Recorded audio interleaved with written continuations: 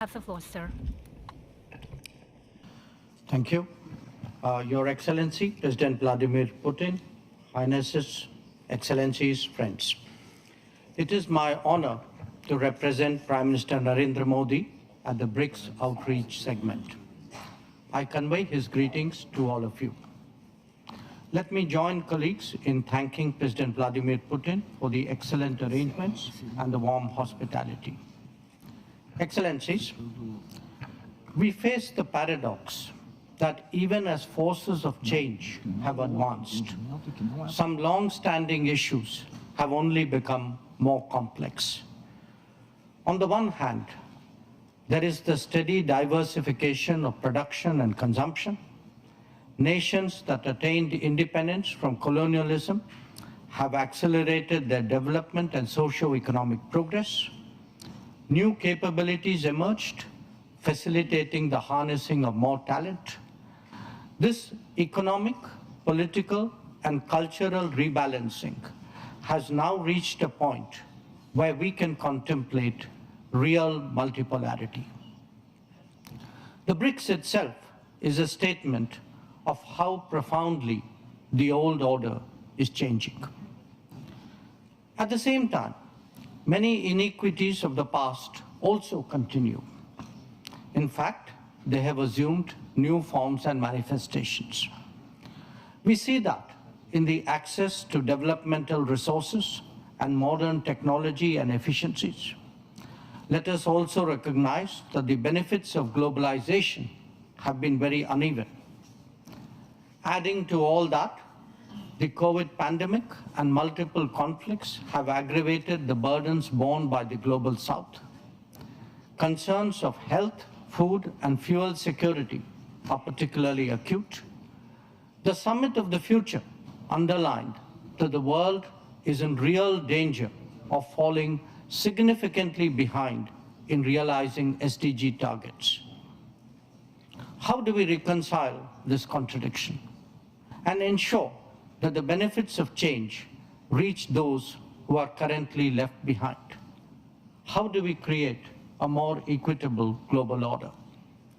First, by strengthening and expanding platforms of an independent nature, and by widening the choices in different domains and minimizing undue reliance on those that can be leveraged. This is really where BRICS can make a difference for the global South. Second, by reforming established institutions and mechanisms, especially the UN Security Council in the permanent and the non-permanent categories. So too, the multilateral development banks, whose working procedures are just as outdated as that of the UN.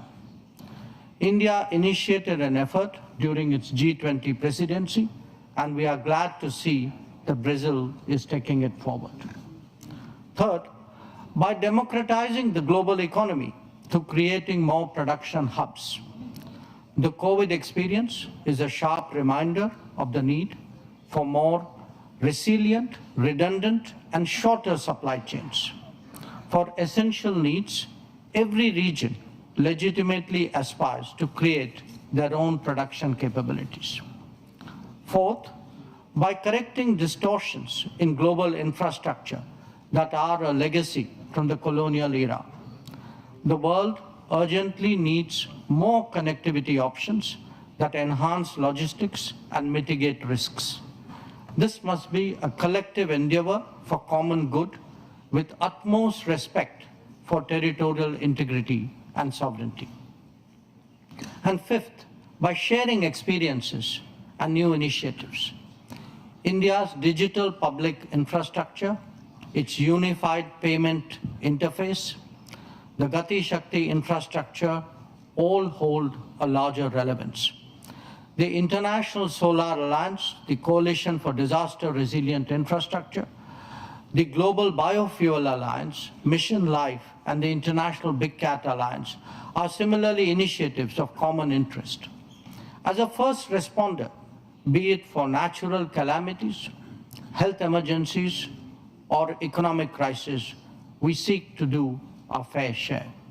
Excellencies, Addressing conflicts and tensions effectively is a particular need of the day. Prime Minister Modi has emphasized that this is not an era of war. Disputes and differences must be settled by dialogue and diplomacy. Agreements, once reached, must be scrupulously respected. International law should be adhered to without exception, and there should be zero tolerance for terrorism. Excellencies, the situation in the Middle East, West Asia for us, is an understandable concern. There is a widespread anxiety that the conflict would spread further in the region. Maritime trade has also been deeply affected. The human and material consequences of further escalation are truly serious. Any approach has to be fair and durable, leading to a two-state solution. Excellencies, we meet in difficult circumstances. The world must be prepared to think afresh on long-standing challenges. Our gathering is a message that we are indeed prepared to do so. I thank you for your attention. Большое спасибо. Индия демонстрирует